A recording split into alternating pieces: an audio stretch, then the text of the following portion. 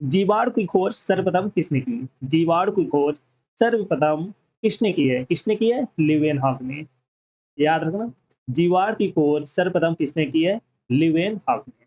Next question है, दूध की दही के रूप में जमने का कारण क्या है? लैक्टोबैसिलस के कारण। लैक्टोबैसिलस के कारण दूध के दही के रूप में जमने का कारण है।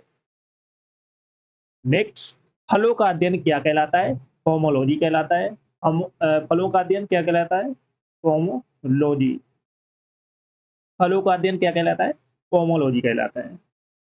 पीतल किन दो धातुओं का मिश्रण है? पीतल किन दो धातुओं का मिश्रण है? तांबा और जस्ता का।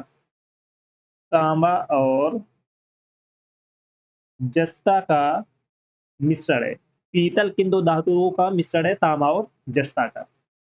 पागल कुत्ते के काटने से कौन सी बीमारी होती है? पागल कुत्ते के काटने से कौन सी बीमारियां होती है?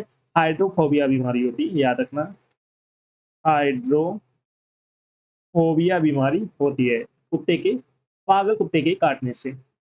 जीवाणु की खोज सर्वप्रथम किसने की है? ल्यूवेनहॉक ने की है।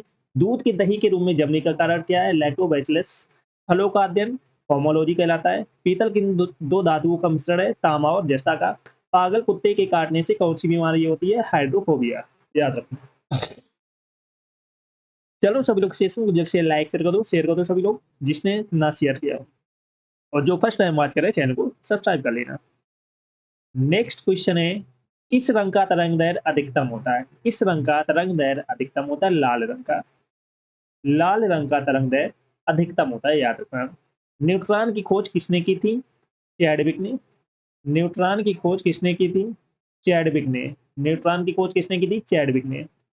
विद्युत प्रतिरोध का मात्रक क्या है? ओम। विद्युत प्रतिरोध का मात्रक है ओम, याद रखना।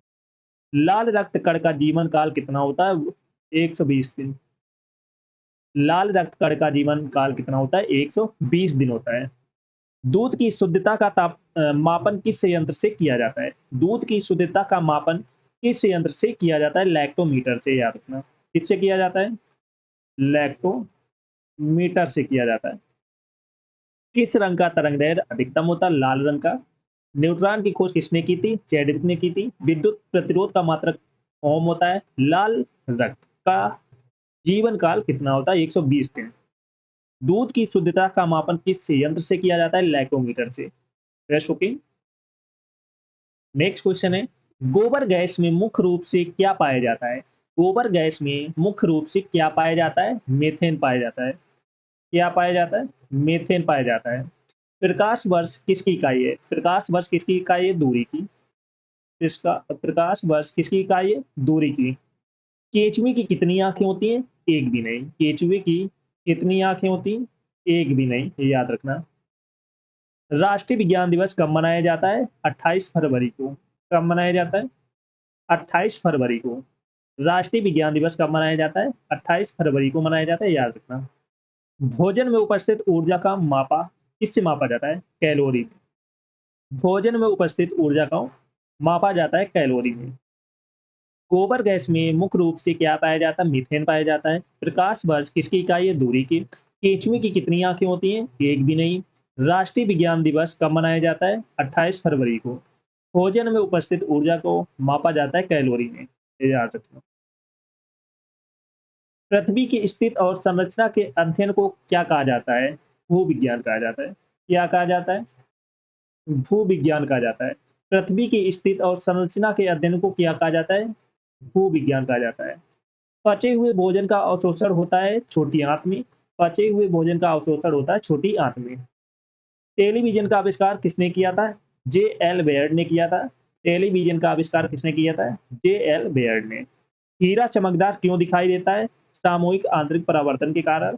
हीरा चमकदार क्यों दिखाई देता है? सामूहिक आंतरिक परावर्तन के कारण हीरा चमकदार दिखाई देता है। मनुष्य के रक्त का पीएच मान कितना होता है? 7.4 होता है, याद रखना। मनुष्य के रक्त का पीएच मान कितना होता है? 7.4 होता है, याद रखना। पृथ्वी की स्थिति और संरचना के अध्ययन को क्या कहा जाता है? भूविज्ञान कहा जाता है। पचे हुए भोजन का अवशोषण होता है छोटी आंत में। टेलीविजन का आविष्कार किसने किया था? जे एल बेयर्ड ने किया था। हीरा चमकदार क्यों दिखाई देता है? आंतरिक परावर्तन के कारण। मनुष्य के रक्त का पीएच मान कितना होता है? 7.4। चलो सभी लोग क्लास को जल्दी से लाइक कर दो, जिसने ना किया हो तो जो फर्स्ट टाइम बात करे चैनल को सब्सक्राइब कर लेना। बारूद बनाने में किस रसायन का प्रयोग किया जाता है? सल्फर का। बारूद बनाने में किस रसायन का उपयोग किया जाता है? सल्फर का किया जाता है। पृथ्वी पर सबसे अधिक मात्रा में पाए जाने वाला धातु तत्व कौन सा है? एल्यूमिनियम। पृथ्वी पर सबसे अधिक मात्रा में पाए जाने वाला धातु तत्व कौन सा है? एल्यूमिनियम है, याद रखना। मोती मुख्य रूप से किस पदार्थ का बना होता है? मोती मुख्य रूप से किस पदार्थ का बना होता है? Calcium carbonate. मानव शरीर में सबसे अधिक मात्रा में कौन सा तत्व पाया जाता है? ऑक्सीजन पाया जाता है। कौन सा तत्व पाया जाता है? ऑक्सीजन। किस प्रकार के ऊतक शरीर के सुरक्षा कवच का कार्य करते हैं? एपिथेलियम ऊतक, याद रखना। नोट कर लो सारे वर्ड, सारे क्वेश्चन।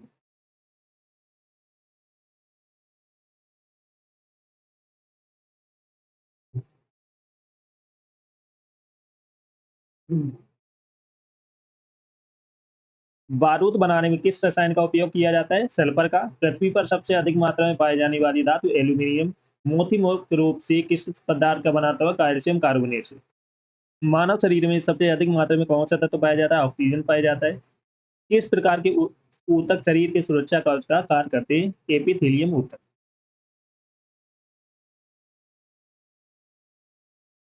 मनुष्य ने सर्वप्रथम किस जंतु को अपना पालतू बनाया? कुत्ता। मनुष्य ने सर्वप्रथम किस जंतु को अपना पालतू बनाया? कुत्ते को। किस वैज्ञानिक ने सर्वप्रथम बर्फ के दो टुकड़ों को आपस में घिसकर पिघला दिया? डेवी ने। किसने? डेवी। किस वैज्ञानिक ने सर्वप्रथम बर्फ के दो टुकड़ों को आपस में पिघला दिया, घिसकर पिघला दिया? डेवी ने। गुब्बारे में कौन सी गैस भरी जाती है? हीलियम गैस भरी जाती है, याद रखना। गुब्बारे में कौन सी गैस भरी जाती है? Helium gas. लाल रक्त कण आरबीसी का निर्माण कहाँ होता है? अस्थि मज्जा में। लाल रक्त कण का निर्माण कहाँ होता है? अस्थि मज्जा में होता है। लाल रक्त कण का जीवन काल कितना होता है? 120 दिन। कितना होता है? 120 दिन होता है। मनुष्य ने सर्वप्रथम किस जंतु को अपना पालतू बनाया था? कुत्ता को बनाया था। किस वैज्ञानिक ने सर्वप्रथम बर्फ के दो टुकड़ों को आपस में घिस कर पिघला दिया था? डेवी ने। गुब्बारों में कौन सी गैस प्रयोग की जाती है? हीलियम गैस प्रयोग की जाती है। लाल रक्त कण का निर्माण कहाँ होता है? अस्थि मज्जा में। लाल रक्त कण का जीवन काल कितना होता है? 120 दिन होता है। स्वायत्त रक्त कण WBC का जीवन काल कितना होता है? 2 से 4 दिन। कितना होते हैं? 2 से 4 दिन होता है। स्वायत्त रक्त कण WBC को क्या कहा जाता है? लेकोसाइट कहा जाता है। ल्यूकोसाइट कहा जाता है, याद रखना। लाल रक्त कण RBC को क्या कहा जाता है? एरिथ्रोसाइट कहा जाता है। एरिथ्रोसाइट कहा जाता है। शरीर का ताप नियंत्रण होता है हाइपोथैलेमस ग्रंथ। शरीर का ताप नियंत्रण होता है हाइपोथैलेमस ग्रंथ से। किस ब्लड ग्रुप को सर्वदाता रक्त समूह कहते हैं? O blood group. O blood group. किस ब्लड ग्रुप को सर्वदाता रक्त समूह कहते हैं? उस किसको कहते हैं? ओ ब्लड ग्रुप को। नेक्स्ट क्वेश्चन है, किस ब्लड ग्रुप को सर्वगाही रक्त समूह कहा जाता है? AB ब्लड ग्रुप को। AB ब्लड ग्रुप को सर्वगाही रक्त समूह कहा जाता है। रक्तचाप ब्लड प्रेशर मापने के यंत्र को क्या कहा जाता है? Sphygmo manometer. स्फिग्मो मैनोमीटर कहा जाता है। ब्लड बैंक कहलाता है प्लीहा को। किसे कहलाता है? प्लीहा, या स्प्लीन बोल सकते हो, स्प्लीन इंग्लिश में। भोजन का पाचन प्रारंभ होता है मुख से। मुख से। भोजन का पाचन प्रारंभ होता है मुख से होता है। पित्त स्रावित होता है यकृत द्वारा। पित्त स्रावित होता है यकृत द्वारा।